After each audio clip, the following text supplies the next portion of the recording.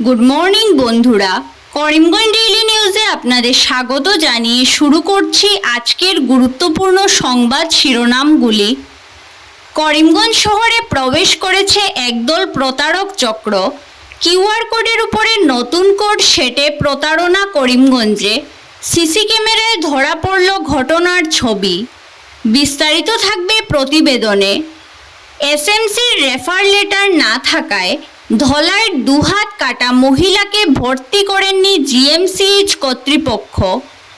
সেপ্টেম্বরেও দেশের বিভিন্ন স্থানে স্বাভাবিকের চেয়ে বেশি বৃষ্টির পূর্বাভাস।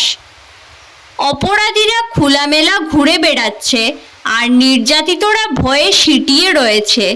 মহিলাদের নিরাপত্তা নিয়ে উদ্বেগ প্রকাশ করলেন রাষ্ট্রপতি দ্রৌপদী মুর্মু। মিজোরামের তুইরিয়াল জলবিদ্যুৎ প্রকল্পের বাঁধ থেকে ছাড়া জলে ব্যাপক ক্ষতিগ্রস্ত পূর্ব ধলাইয়ের কৃষকরা। পশ্চিম কাটিগড়ার কুশিয়ারকুলে গিয়ে ক্ষোভের মুখে পড়লেন বিধায়ক খলিল উদ্দিন মজুমদার। গরুবাজাকে কেন্দ্র করে উত্তেজনা পাথারকান্দির আদমটিলায়, গুরুতর আহত একজন। একদিনের ব্যবধানে দুটি পৃথক পৃথক নেশাবিরোধী অভিযানে বড় সাফল্য পেল করিমগঞ্জ পুলিশ। চরগুলায় 10,000 ইয়াবা ট্যাবলেট সহ পুলিশের জালে আটক একজন। এদিকে চরগুলায় ড্রাগস বিরোধী সফল অভিযানের পর বিকেলে মালুয়ায় এসপির অভিযানে 1 লক্ষ ইয়াবা ট্যাবলেট বাজেয়াপ্ত করল পুলিশ। ত্রিপুরার বন্যা দুর্গত মানুষদের জন্য 5 কোটি টাকার বন্যা সাহায্য দিল অসম সরকার, ঘোষণা করলেন মুখ্যমন্ত্রী ডক্টর হিমন্ত বিশ্ব শর্মা।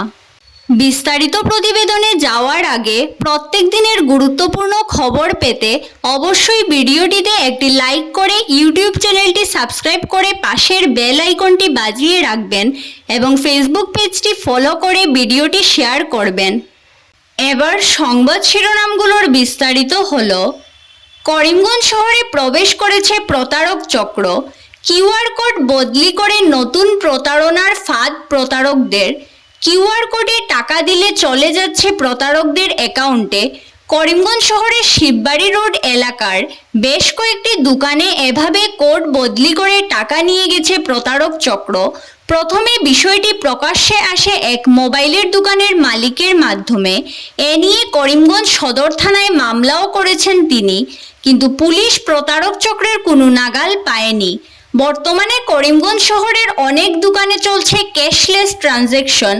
শহরের শিববাড়ি রোডের একটি মোবাইলের দোকানে 3 যুবক মোবাইলের টেম্পার গ্লাস লাগানোর জন্য দোকানে প্রবেশ করে দোকানে থাকা মালিকের সঙ্গে বেশ কিছুক্ষণ আলোচনা হয় গ্রাহকদের।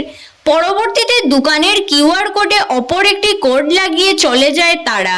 ফলে দীর্ঘক্ষণ মোবাইলের দোকানে যে ট্রানজ্যাকশন হয়েছে সেগুলো প্রতারকদের অ্যাকাউন্টে চলে গেছে। একইভাবে শিববাড়ি রোডের আরও কয়েকটি দোকানে কিউআর কোড পরিবর্তন করেছে প্রতারক চক্রের যুবকরা। বদরপুরের ভাঙ্গা এলাকায় একটি পানের দোকানে কিউআর কোড বদলি করার অভিযোগ প্রথমে এসেছিল। এবার করিমগঞ্জ শহরের অন্তত 5টি দোকানে একইভাবে কিউআর কোড পরিবর্তন করে টাকা নিয়ে গেল প্রতারক চক্রের যুবকরা।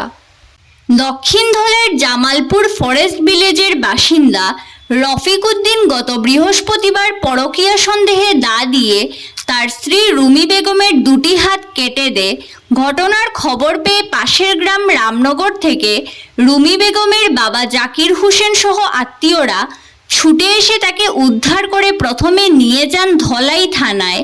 পুলিশের পরামর্শে ধলাই প্রাথমিক স্বাস্থ্য কেন্দ্রে গিয়ে তার 2 হাতে ব্যান্ডেজ করে নিয়ে যাওয়া হয় শিলচর মেডিকেল কলেজ ও হাসপাতালে।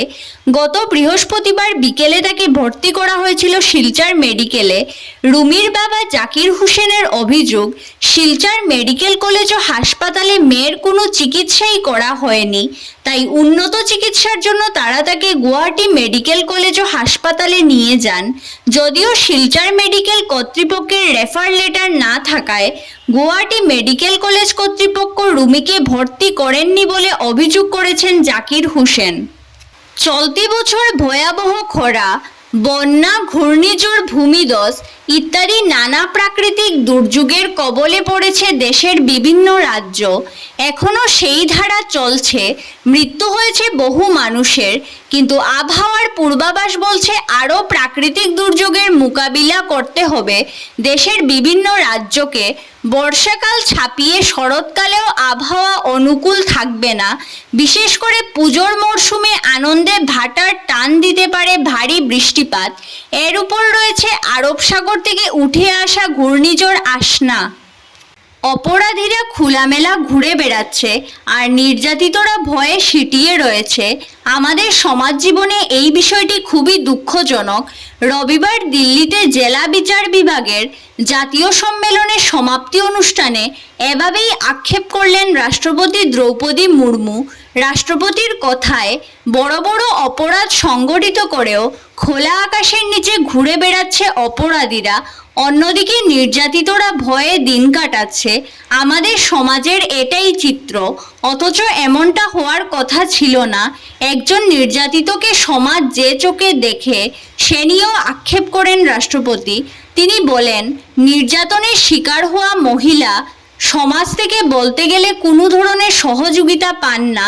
সম্প্রতি দেশ জুড়ে মহিলাদের উপর নির্যাতনের বিষয় নিয়ে গভীর উদ্বেগ ব্যক্ত করেন তিনি।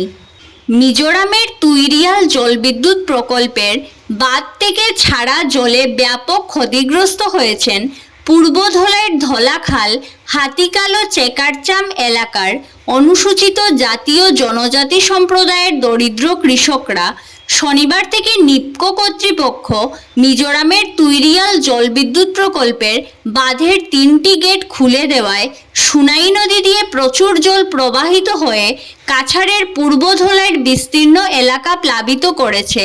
বাঁধ থেকে ছাড়া জলের তলায় চলে গেছে পূর্ব ধলাইয়ের ধলাকালো মাটিবাংড়ি এলাকার সুনাই নদীর তীরবর্তী লেবু, রেমা, কচু, শিম, মরিচ সহ অন্যান্য সবজি বাগান। সুনাই নদীর প্রবল স্রোতে ভেসে গেছে নদীর তীরবর্তী বেশ কয়েকটি জুমঘরও। পশ্চিম কাটিগড়ার কুশিয়ারকুল কাণ্ডের এক সপ্তাহের মাথায় ঘটনার খোঁজ নিতে গিয়ে স্থানীয়দের ক্ষোভের মুখে পড়লেন বিধায়ক খলিল উদ্দিন মজুমদার। স্থানীয়দের অভিযোগ, বিধায়ক ঘনিষ্ঠ সাবুই এই অপ্রীতিকর ঘটনার অন্যতম কাণ্ডারি। ঘটনার পর এতদিন কেন চুপ করেছিলেন বিধায়ক? এই ঘটনার সঙ্গে জড়িতদের কে বা কারা বাঁচানোর চেষ্টা চালাচ্ছে, এ নিয়েও বিধায়কের সামনে প্রশ্ন তুলেন ক্ষুব্ধরা। ঘটনার সময় কয়েকশো লোক জড়ো হয়েছিলেন, কিন্তু সম্পূর্ণ রহস্যজনকভাবে হাতে গোনা কয়েকজনকে গ্রেফতার করার পর কার্যত নিষ্ক্রিয় হয়ে পড়েছে পুলিশ। কার ইশারায় ওই রাতের ঘটনায় জড়িত অন্যান্যদের গ্রেফতার করা হচ্ছে না? বিধায়ককে এমন প্রশ্নও করেন উপস্থিত লোকজন। গরু বাধাকে কেন্দ্র করে পড়শির দলবদ্ধ আক্রমণে গুরুতর আহত হলেন এক ব্যক্তি। বর্তমানে তিনি পাথারকান্দি হাসপাতালে চিকিৎসাধীন। আহতের নাম কৈলাস কৈরি, বাড়ি পাথারকান্দি থানার আদমটিলায়। জানা গেছে, দীর্ঘদিন ধরে কৈরি পরিবারের ক্ষেতের ফসল নানাভাবে বিনষ্ট করে আসছিল টিলাবাড়ির একটি পরিবারের লোকজন। এ নিয়ে বিগত দিনেও দুটি পরিবারের মধ্যে ঝগড়া বিবাদ হয়। রবিবার সকালে কৈরি পরিবারের ক্ষেতের জমির পাশে টিলাবাড়ির মখলিস উদ্দিনের ছেলেকে গরু বাঁধতে দেখে বাধা দেন কৈলাস, আর এতে মখলিসের পুত্র যথাক্রমে আলী হোসেন, কালাগোটাই সহ আরও এক পুত্র কৈলাসকে দা দিয়ে আক্রমণ করে। তাদের দলবদ্ধ আক্রমণে গুরুতর আহত হন কৈলাস। পরে তাকে চিকিৎসার জন্য ভর্তি করা হয় পাথারকান্দি হাসপাতালে। এদিকে এই কাণ্ডে আহতের পরিবারের পক্ষ থেকে পুলিশে এজাহার দাখিল করা হয়েছে। এজাহারের ভিত্তিতে পুলিশ তদন্তেও নেমেছে।